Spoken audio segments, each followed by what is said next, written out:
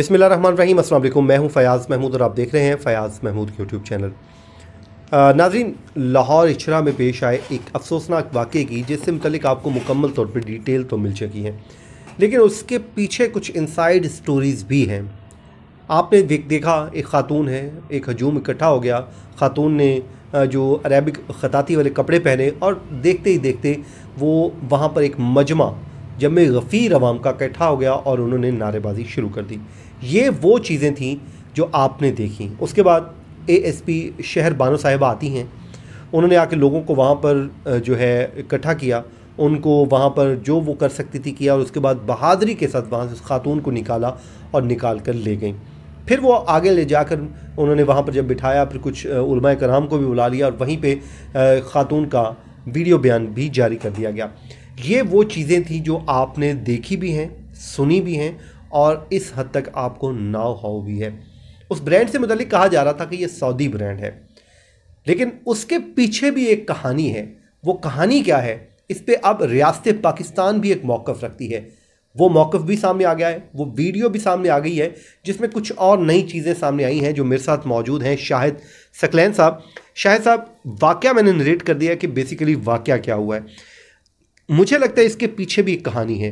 क्या आपको भी इस तरह कुछ लगता है? अगर है तो आपके पास क्या है इस हवाले से स्टोरी? बिस्मिल्लाहिर्रहमानिर्रहीम, अस्सलाम वालेकुम। फ़याज़ भी बहुत बहुत शुक्रिया। देखें, मैं इस वाक़े को फॉलो कर रहा हूँ और मैं देख रहा था कि वो भाई जिसने सबसे पहले लोगों को जमा किया था, उसने जो है वो बासित अली को जो है वो इंटरव्यू दिया है। ठीक है, उस इंटरव्यू में अगर आप देखें तो उसमें बंदा हैरान हो जाता है। हैरान इसलिए हो जाता है कि जब उससे पूछा गया कि जी आपको कैसे पता चला, उसने कहा जी मुझे एक बंदे ने फ़ोन करके बताया, मैं नमाज़ पढ़ के आ रहा था तो उसने कहा जी इस तरह एक औरत आई हुई है, उसने लिबास पहना हुआ, लगता है वो कुरान की आयत है। ठीक है, तो वो जो लगता है वो साहब वहाँ पे आ गए और उस साहब ने आके जो है उस औरत से कहा कि जी आप ये उतार दें, हम आपको बुर्का देते हैं, आप बुर्का पहन के चली जाएँ, इससे बेहुरमती हो रही। तो खातून ने उसे कहा कि जी आपको पता है ये क्या लिखा हुआ? तो उसने कहा जी मैं पढ़ा लिखा नहीं हूँ, मुझे इतना इल्म नहीं है, लेकिन लगता है कुरान की आयत है। ठीक, तो खातून ने उसे कहा कि जी ये कुरान की आयत नहीं है, ये मतलब डिज़ाइन है, मैंने कहीं से ख़रीदा है। खातून का ये दावा था उसने दुबई से लिया है।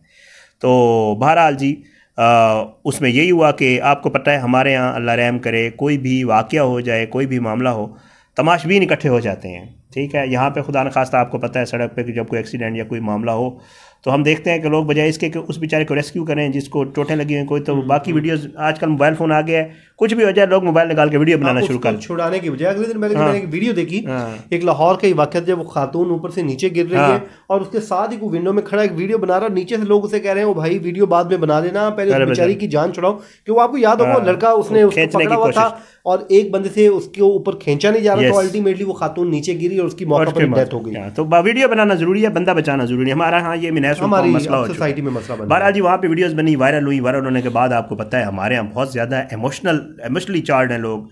अच्छा, लोगों को इल्म भी नहीं है, जाहिर है उनको जो कुछ कहा जाता है उसी पे चलते हैं। नारेबाजी शुरू हो गई वहाँ पे, वो जैसे नारे लगते हैं आपको पता है, और वो जान के दर पे हो गए उस खातून के। हैट्स ऑफ टू बहरहाल पुलिस ने, शहरबानो नकवी साहिबा आई, आपने देखा, और उन्होंने उसको रेस्क्यू किया। अब मामला ये है, दो चीज़ें इसमें मैं ज़रूर कहूँगा। एक तो ज़ाहिर है इसके ऊपर रियासत का मौक़िफ़ आ गया था। शफी साहब, हम अपने ज़बानी कुछ कहें तो क्योंकि हमें तो इतना इल्म नहीं है चीज़ों का, ज़ाहिर है वो कहना अच्छा भी नहीं है, सेंसिटिव मामला है। हम तो इस पर अपनी राय भी अपनी नहीं है, इसलिए हम सिर्फ इसको नरेट कर रहे हैं, रिपोर्ट कर रहे हैं। अच्छा, उसमें ताहिर अशरफी साहब का जो बयान आया है वो मैंने अपनी वीडियो में भी सुनाया है। उन्होंने बाकायदा तौर पर कहा है कि जी मैं तो ये समझता हूँ कि रियासत पाकिस्तान उन लोगों के खिलाफ एक्शन ले जिन्होंने ये इकट्ठे हुए और जिन्होंने इस औरत को ज़दोकोब किया है।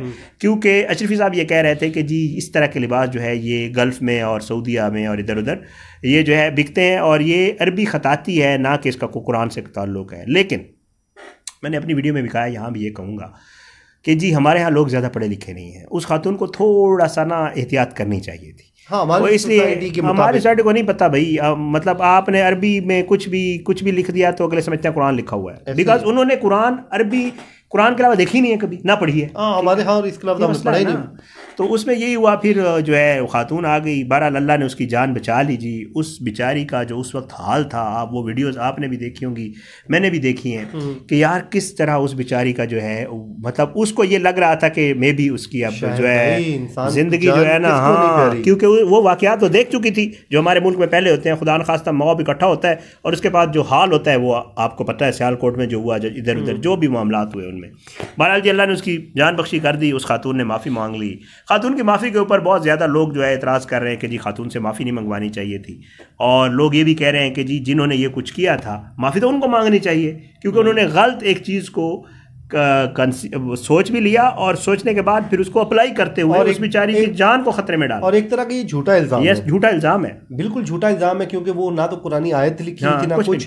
अब इस पे मैं आपको एक इस्लामाबाद हाईकोर्ट का फैसला थोड़ा सा बताना चाहूंगा शायद भाई। हाँ, ये आप लीगल जस्टिस शौकत जी सिद्दीकी साहब ने उस टाइम एक फैसला दिया था जिसमें उन्होंने एक बात लिखी थी फैसले में। उन्होंने कहा था कि जो गुस्ताखी है, इसका झूठा इल्ज़ाम जो लगाना है वो सबसे बड़ी दहशतगर्दी है। उन्होंने कहा कि इस्लामाबाद में अगर कोई इस तरह का दहशतगर्दी का वाक़या होता है ना, तो वो उस ही एरिया को हिट करता है, वहाँ पे नुकसान होता है। ठीक है, लेकिन अगर खुदा न खास्ता गुस्ताखी का कहीं भी हो वाक़या तो वो पूरे मुल्क में फैल जाते हैं मामला और दंगा फसाद शुरू हो जाता है। तो उन्होंने कहा था कि जो झूठा इल्ज़ाम लगाता है उसको भी वही सज़ा मिलनी चाहिए जो किसी गुस्ताख को मिलनी चाहिए, क्योंकि किसी को इजाज़त नहीं दी जा सकती कि गुस्ताखी करने की भी और किसी को झूठा इल्जाम लगाने की। देखें, झूठा इल्जाम लगाना इटसेल्फ गुस्ताखी है, क्योंकि जब आपने कोर्ट में खड़े होकर बयान देना है, आपने खुदा न खास्ता वो अल्फाज तो दोहराने हैं। तो जब आप झूठी गवाही दे रहे हैं, झूठे अल्फाज दोहराने, इट मीन्स कि आप गुस्ताखी कर रहे हैं। तो ये उन्होंने एक बड़ा अच्छा फैसला दिया है, लोगों को फैसला पढ़ाना चाहिए। वो नहीं, बहुत अच्छा, बहुत ज़बरदस्त। मैं आपको, आपने ये जो बात की बड़ी ज़बरदस्त थी। जाहिर है आपने देखा कि बहुत सारे ऐसे मौके होते हैं जहाँ पे बाद में प्रूव हो जाता है कि यार ये झूठ था, कुछ भी नहीं था ऐसा।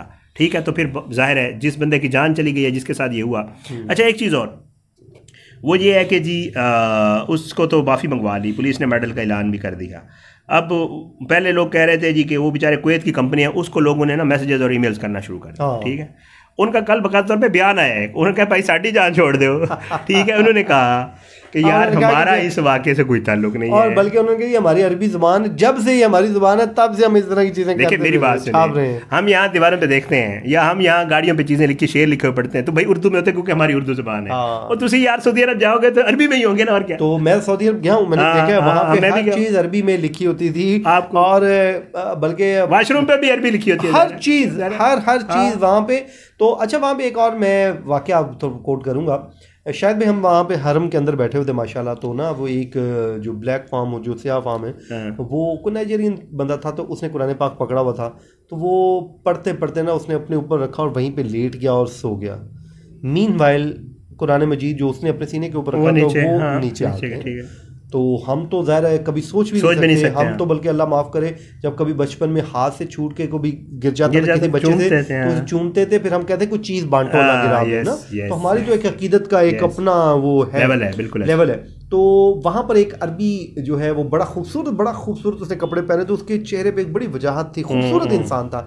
उसने जब देखा ना तो वो आया और उसने आके कुरान मजीद को उठा के और उसने ऊंची जगह पर रख दिया। तो मुझे वो बड़ा अच्छा लगा। हम देख रहे थे उधर से दूर से बैठे हुए कि अब उस शख्स ने आके उसके ऊपर कोई जो है कोई धावा नहीं बोला, बल्कि उसे ही पता था यार इसने रखा हुआ था अपने पास, तो उसने उठा के ऊपर रख दिया। तो बड़ा देखिए फयाज भाई, मैं आपको बताऊं बड़ा गलत इस्तेमाल हो रहा है इन चीज़ों का, इसमें कोई शक नहीं है। देखें, इल्ज़ाम लग जाता है, उसके बाद लोगों को तो नहीं पता उसने ये चीज़ की है या नहीं की है। जैसे शौकत अजीज सिद्दीकी साहब का आपका कह रहे थे, मैं कहता हूँ ज़बरदस्त ये फैसला ना हर जगह सुनाया जाना चाहिए और इस फैसले को हर जगह इंप्लीमेंट भी करना चाहिए कि यार अगर खुदा न खास्ता किसी के ऊपर ऐसे लग गया है तो जिन्होंने किया है जी वो तो उसकी जान को उसने खतरे में डाला। और शायद भाई बात रही जब नबी पाक सल्लल्लाहु अलैहि वसल्लम की का मामला होता है ना, तो वो कहते हैं कि जिस मुसलमान के दिल में कोई जर्रा बराबर भी ईमान है, वो सोच भी नहीं सकता। नहीं बिल्कुल ऐसी ज़ात मुबारक है कि बस आपको हमारे पास अल्फाज ही खत्म हो जाते हैं। तो उनके लिए गुस्ताखी तो अल्लाह माफ़ करे, कोई सोच सकता ही नहीं है मुसलमान, बिल्कुल ऐसे।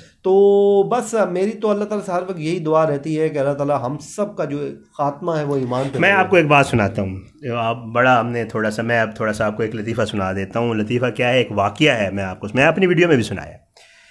हमारे एरिया का एक आदमी हज पे गया, बेचारा अनपढ़ था, बिल्कुल अनपढ़ था, उसका बिल्कुल जैसे अंगूठा छाप होते हैं वो था। वो वहाँ पे गया, खजूर लेने गया, तो उसकी ना अरबी दुकानदार से कहीं गड़बड़ हो गई। ठीक है। अच्छा।